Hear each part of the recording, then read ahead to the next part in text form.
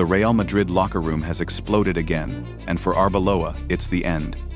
Cuti Romero has declared open war on Tottenham and is already approaching Madrid. Sandro Tonali will still leave Newcastle after all, and why Sterling made the choice in favor of Napoli. Today, we are breaking down all this football chaos. We begin without unnecessary words. Really again? The Madrid kindergarten has declared another riot, and this time the victim was Alvaro Arbeloa. You know, looking at what is happening now at the Santiago Bernabeu, one wants to ironically ask, so it turns out, the matter wasn't about Xabi Alonso at all? It can't be. It turns out the problem of Real is much deeper than the name on the coaching bridge. As reported by Cadena Ser, the locker room accepted Arbeloa's appointment with open skepticism. The Blancos stars see him not as a boss, but simply as a temporary nanny who just has to look after them until someone more serious arrives. Dissatisfaction turned into open rudeness during the away match with Benfica, where Real disgraced themselves with a score of 2-4. The players were in shock from the coach's decision to leave Dani Ceballos on the bench, bringing Jorge Sestero onto the field. After the match, Arbeloa heard a lot of interesting things about himself directly from the team leaders. But the real circus began after the game with Rayo Vallecano, which Madrid squeezed out with a score of 2-1. The showdown in the locker room dragged on so much that the coaching staff simply ignored the journalists, arriving late for the press conference. The players openly mocked Arbeloa's tactics, and the atmosphere resembled not a royal club, but a school principal's office after a long break. Against this background, the words of Carlo Ancelotti become prophetic, who after his departure admitted that it was the hardest locker room in his life. It seems the Italian patriarch knew what he was talking about. Now total chaos reigns in Madrid.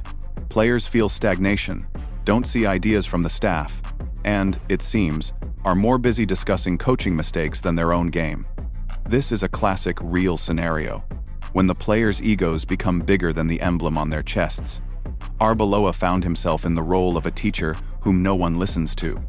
When football players begin to dictate who plays and who doesn't, the project is doomed to self-destruction.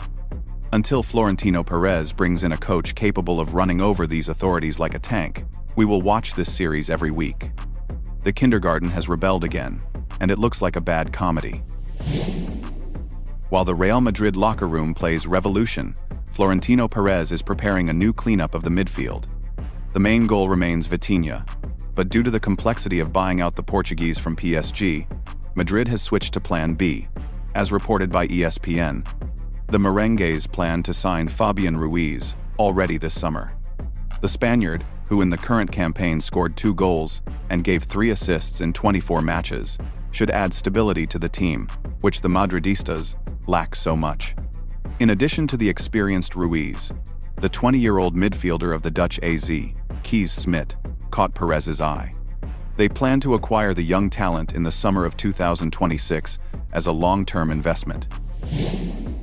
The situation surrounding Cuti Romero at London's Tottenham has turned into an open conflict after the Argentine defender published a resonant post on social media. Romero effectively spoke out against the club's hierarchy by reposting criticism directed at the Spurs for their refusal to organize a private air charter for their players after national team matches.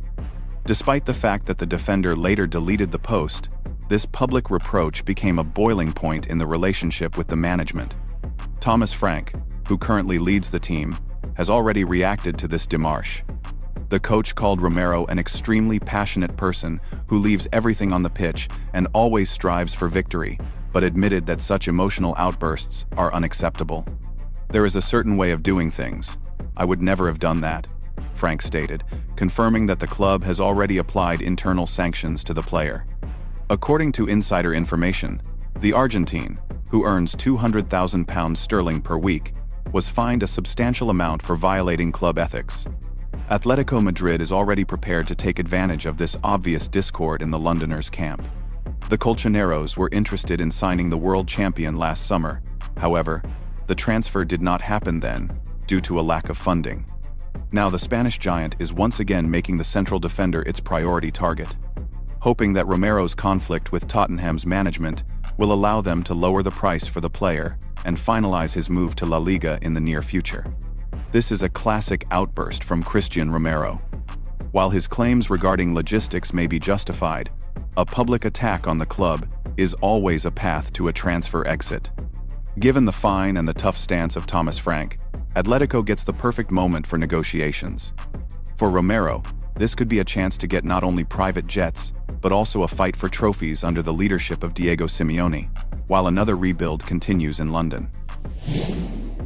Sandro Tonali has become the main transfer target for Turin's Juventus for the summer window of 2026. As reported by the authoritative publication La Gazzetta dello Sport, the Zebras consider the Italian midfielder as a priority option for strengthening the midfield and are ready to allocate about €50 million for this transfer. In Turin, they are sure that the player himself does not mind returning to Italy, especially if the prospects for Newcastle in the English Premier League become less attractive. Tonali's possible exit from the Magpies camp directly depends on the team's results in the current season. If Newcastle fails to qualify for the Champions League, the management will be forced to sell one of the leaders to fit within the strict limits of financial fair play. At the same time, the bosses of the English club want to avoid a scenario similar to the situation with Alexander Isak, who previously openly demanded a transfer. However, there is an important nuance regarding Tonali. During his disqualification for betting, he received colossal support from the club and fans, so he is unlikely to stage a démarche. However, the prospect of playing in Turin and returning to his homeland could change his plans. It is worth noting that just recently, in the final hours of the winter deadline, Tonali was actively linked to London's Arsenal. As it turned out, it was just an information trap by agents who tried to artificially stir up interest in their client out of thin air. However, in the case of Juventus, the situation looks much more serious. The Italian giant is preparing real ground for a deal. A package of €50 million can become a significant argument if the Magpies have to balance the budget in June. Tonali's return to Serie A is a match made in heaven for both sides. Juventus will get a ready-made leader, and Sandro a comfortable environment without excessive pressure from the British press. Although he is grateful to Newcastle for support in difficult times, football ambitions and the desire to be closer to home usually win over a sense of duty. If Newcastle misses out on the Champions League, and most likely they will, this transfer will only be a matter of time. Raheem Sterling has left Chelsea, unloading the Londoners' wage bill by a staggering £325,000 a week. Now, as a free agent, the 31-year-old winger is choosing between the Italian Napoli and the Portuguese Benfica. Since the registration deadline in European competitions expired on February 5th, Sterling will not play in Europe until the end of the season anyway, so he is currently choosing a project exclusively for the perspective of the next 2 to 3 years. The main favorite in this race looks like Napoli, and it's not just about the prestige of Serie A. In Naples, a real cheat code awaits him. Kevin De Bruyne, the Belgian, who is currently leading the team, is personally communicating with Raheem, trying to restore their legendary connection from the Manchester City days. In addition, Sterling is ready to make significant financial sacrifices, lowering his demands to less than £100,000 a week, which makes his transfer absolutely realistic for Aurelio De Laurentiis' budget. Antonio Conte, who knows how to resuscitate stars after a slump, sees Raheem as an ideal tool for the fight for the Scudetto. Benfica, for its part, offers stability, a contract until 2028, and a guaranteed place in the starting lineup without excessive media pressure.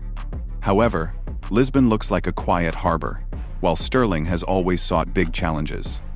Napoli's sports director Giovanni Manna confirmed that the dialogue is ongoing, although he called the negotiations financially difficult. I bet 60-40 in favor of Napoli.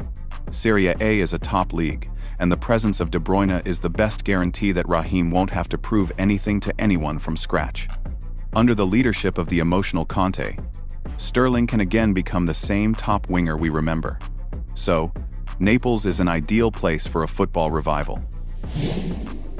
Gianni Infantino has gotten into a scandal again, and this time he had to officially apologize to British fans.